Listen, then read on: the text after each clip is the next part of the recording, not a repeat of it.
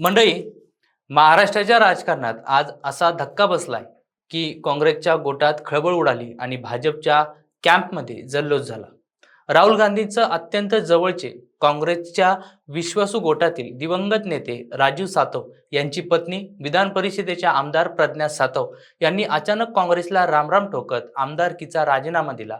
हा राजीनामा केवळ एका पदाचा नाही, तर काँग्रेसच्या एका संपूर्ण राजकीय वारशावर उमटलेला घाव आहे. ज्या पक्षानं राजू सातव यांना राष्ट्रीय नेतृत्व दिलं, ज्या काँग्रेससाठी त्यांनी आयुष्य झोकून दिलं, त्याच काँग्रेसमधून त्यांच्याच पत्नीला बाहेर पडावं लागणं हे काय दर्शवत आहे?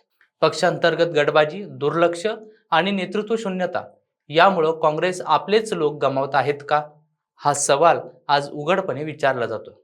दुसरीकडे देवेंद्र फडणवीस यांच्या नेतृत्वाखाली भाजपने काँग्रेसच्या बालेकिल्ल्यात घुसखोरी केलेली आहे. हिंगोलीच्या राजकारणात उलथापालथ होणार का? सातव कुटुंबाचा जनाधार आता भाजपकडे वळणार का? आणि हा पक्षांतराचा धक्का काँग्रेसला किती महागात पडणार? हा केवळ राजीनामा नाही, ही आहे महाराष्ट्राच्या राजकारणातील पुढील मोठ्या रणसंग्रामाची नांदी. नेमकं काय झालं, का त्यांनी भाजपमध्ये प्रवेश केला, तेच आजच्या व्हिडिओच्या माध्यमातून आपण समजून घेणार आहोत. नमस्कार मंडळी, तुम्ही पाहताय सत्य पे सत्ता, म्हणजे थोडक्यात पण महत्वाचं. महाराष्ट्राच्या राजकारणात आज एक निर्णायक वळण आलेलं आहे.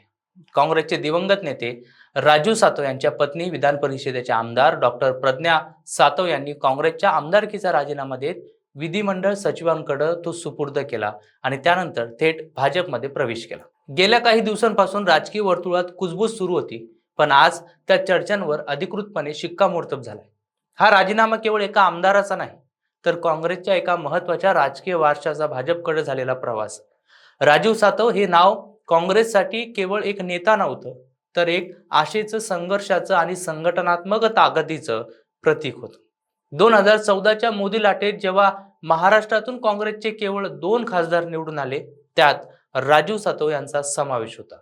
राहुल गांधींचे अत्यंत विश्वासू सहकारी म्हणून ओळख असलेल्या राजू सातव यांनी पंचायत समितीपासून ते संसद आणि राज्यसभेपर्यंतचा प्रवास केलेला आहे.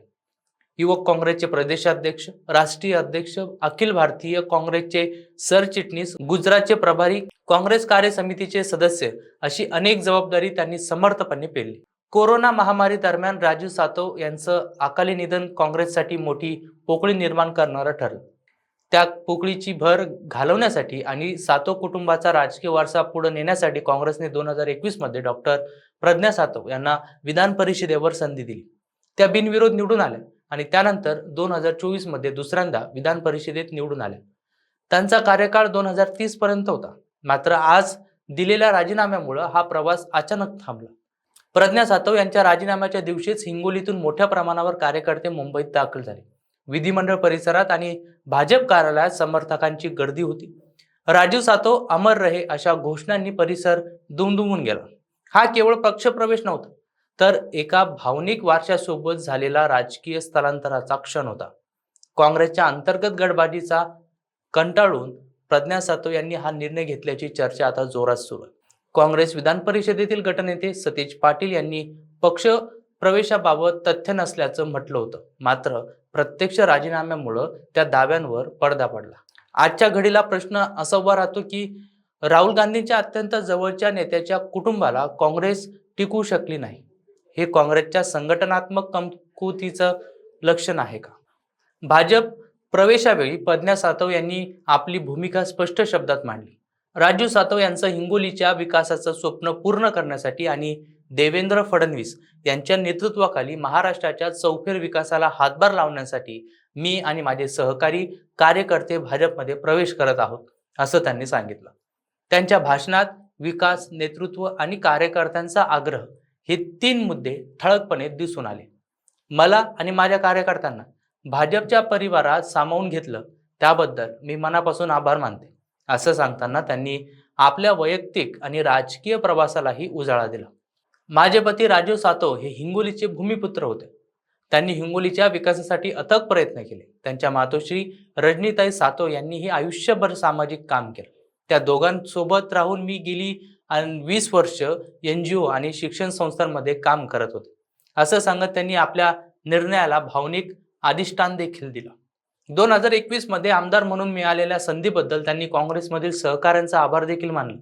मात्र माझ्या कार्यकर्त्यांच्या आग्रहास्तव आणि राजू सातव यांचं विकासाचं स्वप्न पूर्ण करण्यासाठी आम्ही भाजपमध्ये सामील होण्याचा निर्णय घेतला, असं सांगत त्यांनी आपल्या राजकीय वाटचालीची दिशा बदलल्याचं स्पष्ट केलं.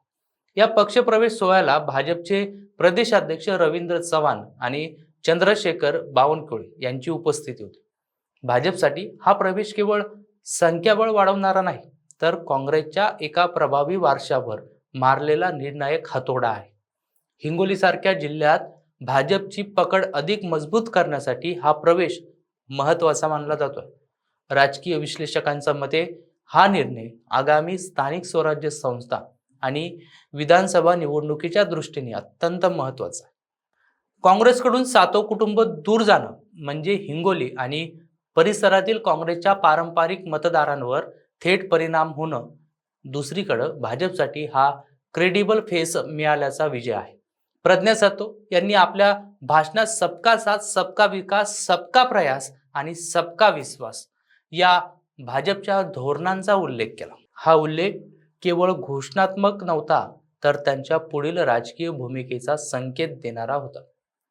राजूभाऊंचे आशीर्वाद, देवाभाऊंची साथ आणि सर्व कार्यकर्त्यांची ताकद घेऊन आम्ही संकटावर मात करू, असं म्हणत त्यांनी नव्या प्रवासाची सुरुवात जाहीर केली.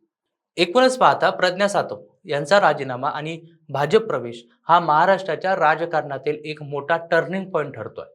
काँग्रेससाठी हा आत्मपरीक्षणाचा क्षण आहे, तर भाजपसाठी रणनीती यशस्वी झाल्याचा संकेत आहे.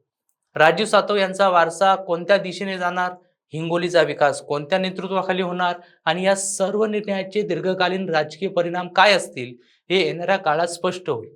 मात्र आजच्या घडीला एक गोष्ट नक्की झाली आहे की प्रज्ञा सातव यांच्या निर्णयानं राज्यातील राजकीय समीकरणांना वेग आलाय आणि ही खळबळ लवकर शांत होणारी नाही, असं एकंदरीत चित्र आता दिसून येत आहे. बाकी मंडळी, सातवांनी केलेल्या या भाजप प्रवेशाबद्दल तुम्हाला काय वाटतं ते कमेंट करून नक्कीच कळवा आणि अशाच माहितीपूर्ण व्हिडिओसाठी पाहत राहा सत्य पे सत्ता, म्हणजे थोडक्यात पण महत्वाचं. या ॲलर्जीचा फार त्रास होतो. रोजची सर्दी, शिंका, डोळ्यांची जळजळ, नाकातून पाणी. काहीतरी उपाय सांगा हो. डॉक्टर चाटेज होमिओपॅथी क्लिनिक. लगेच भेट, उपचार सुरू कर, महिन्याभरात फरक पडेल. अच्छा. सत्य. संपर्क 9595727107.